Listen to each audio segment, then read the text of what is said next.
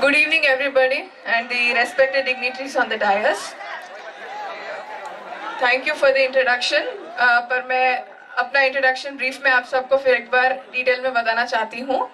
मैं एशिया की पहली लड़की हूँ जिसने 8 साल की उम्र में 10वीं की परीक्षा पास की, 10 साल की उम्र में 12वीं किया, 13 साल की उम्र में ग्रेजुएशन करके मैं इंडिया की यंगेस्ट जर्नलिज्म ग्रेजुएट बनी और 15 साल की उम्र में पीजी किया. जब मैं 16 इयर्स की थी तब मैंने पीएचडी में दाखिला लिया और टेबल टेनिस में नेशनल चैंपियन रही, साउथ एशियन चैंपियन भी हूँ और मुझे वर्ल्ड में 6th पोजीशन पे मिला है. और मैं दोनों हाथों से लिख सकती हूँ जिसे हम एम्बिडेक्स्ट्रस कहते हैं, और टाइपिंग में A to Z सिर्फ 2 सेकंड में टाइप कर सकती हूँ.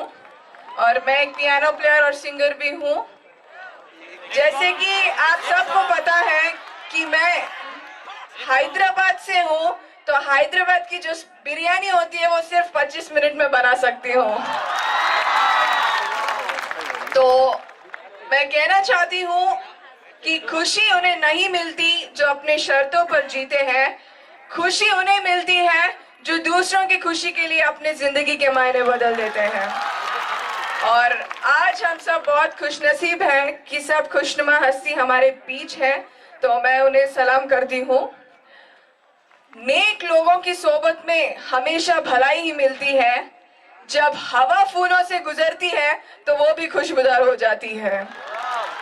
तो ऐसे ही नेक लोगों में से हमारे एहतेशाम सर, जिन्होंने इकरा बिस्म रब्बिका जो कुरान की पहली आयत है जो हमें तालीम के बारे में बताती है, उसकी तामीर की है, जिसके वजह से आज यहाँ के स्टूडेंट्स पत्रकारिता और अलग अलग क्षेत्रों में अपना लोहा मनवाया है.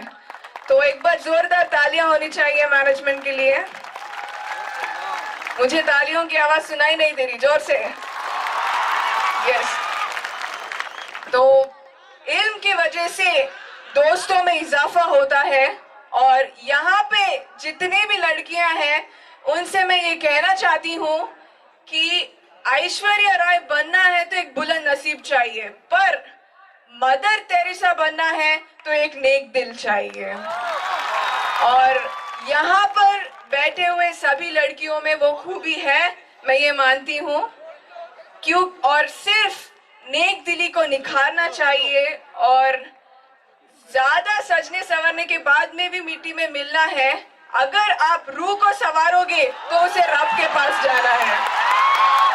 तो संवारना ही है तो रूह को संवारो, जिस्म को नहीं. और ये सिर्फ और सिर्फ तालीम के द्वारा ही किया जा सकता है, ऐसा मैं मानती हूँ. और आपकी वालिदैन जो एक कुदरत का नायाब तोहफा है, जो हर वक्त आपको दुआएं देती रहती है, चाहे वो अपने पास हो या ना हो. जैसे झील नदी सूखने पर भी अपनी नमी रखती है, वैसे ही अपनी माँ हमेशा अपने बच्चों को दुआओं में रखती है. तो इसीलिए मैं कहती हूँ कि माँ तो जन्नत का फूल है, प्यार करना उसका उसूल है.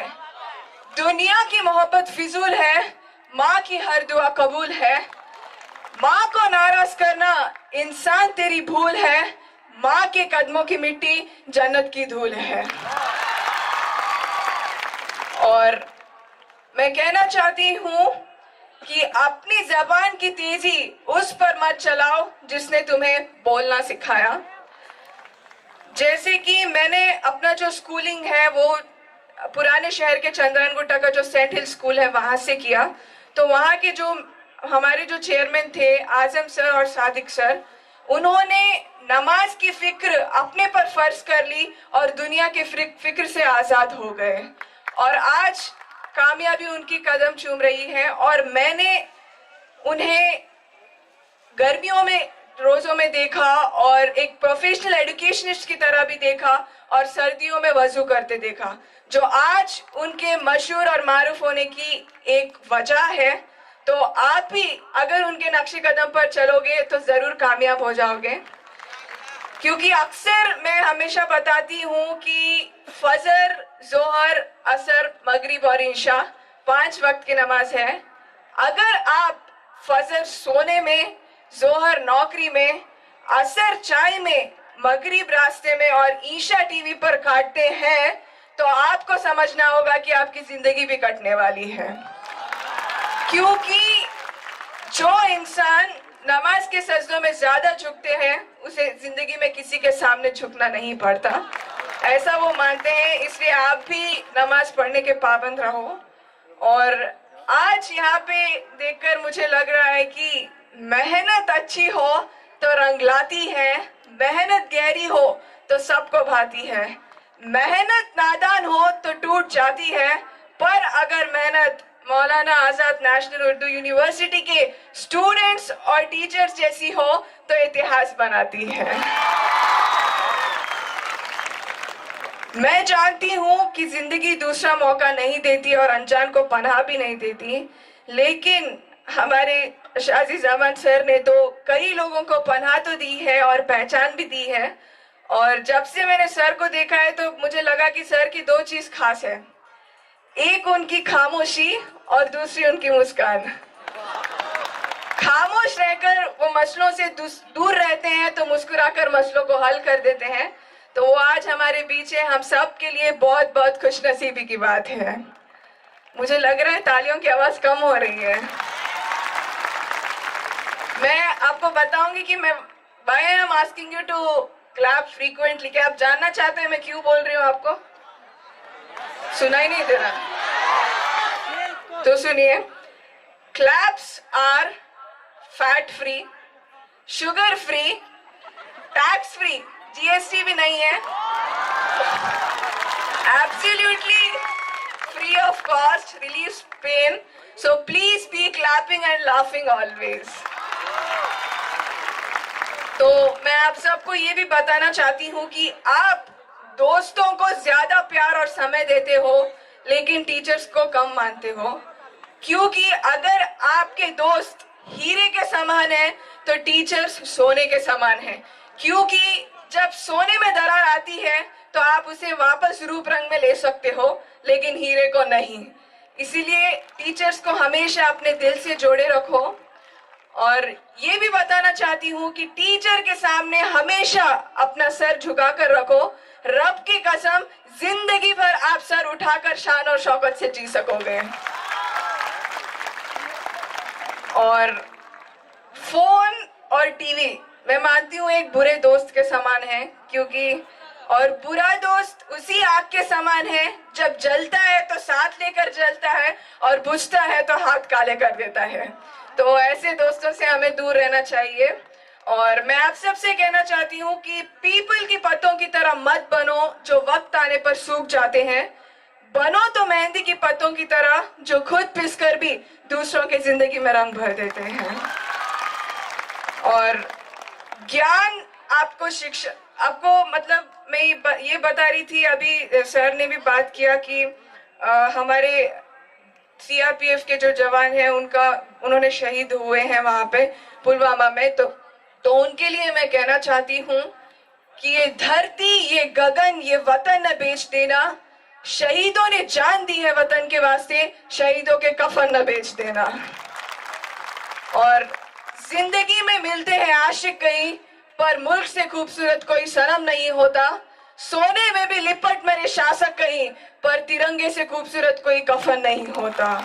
और ऐसे ही कफन ओढ़ने वाले सभी शहीदों को मैं सलाम करती हूँ और मैं नमन करती हूँ।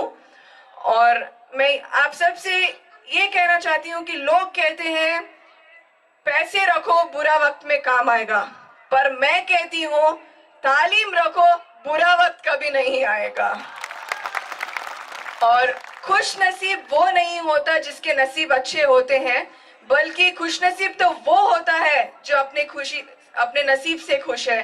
क्योंकि जब आप ऊंचाइयों की सीढ़ियां चढ़ रहे होते हो तो पीछे छूटे हुए लोगों से अच्छा व्यवहार करना, क्योंकि उतरते समय ये सब आपको रास्ते में मिलेंगे। और मन में हो विश्वास तो हम इतिहास बदलेंगे। हम कल की बात नहीं करते, हम आज बदलेंगे। ये इरादे को लेकर हमें आगे बढ़ना चाहिए और मेहनत करना चाहिए। और मेरे पिता कहते हैं कि खरीद सकते हैं उन्हें तो अपनी जिंदगी बेच कर भी खरीद लेंगे, पर अफसोस है कि कुछ लोग कीमत से नहीं किस्मत से मिलते हैं। तो ऐसे लोगों में से ही है हमारे सिकंदर सर।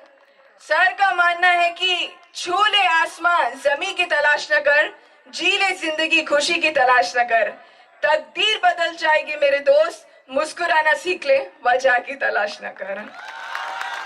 तो finally, I pay my gratitude to the management of Maulana Azad national university और सभी को मैं धन्यवाद देती हूँ।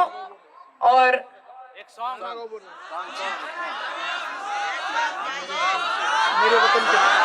तो ठीक है, ओके। ए मेरे वतन के लोगों, जरा आँख में भर लो पानी, जो शहीद हुए हैं उनकी जरा याद करो कुर्बानी, तुम भूल न जाओ उनको, इसलिए कही ये कहानी, जो शहीद हुए हैं उनकी जरा याद करो कुर्बानी। Thank you so much. और फाइनली मैं ये बताना चाहती हूँ कि अगर आपको कोई भी क्वेरीज या क्वेश्चंस हैं तो आप मुझे मेरे फेसबुक पेज पे लाइक करके फॉलो कर सकते हो या इंस्टाग्राम पे, पर कंडीशन ये है कि आपके मैसेज के नीचे में लास्ट में केयर ऑफ यूनिवर्सिटी का नाम होना चाहिए, मौलाना आजाद नेशनल उर्दू यूनिवर्सिटी। तो 100% मैं आपको रिप्लाई करूंगी। सो जय Hind, thank you so much.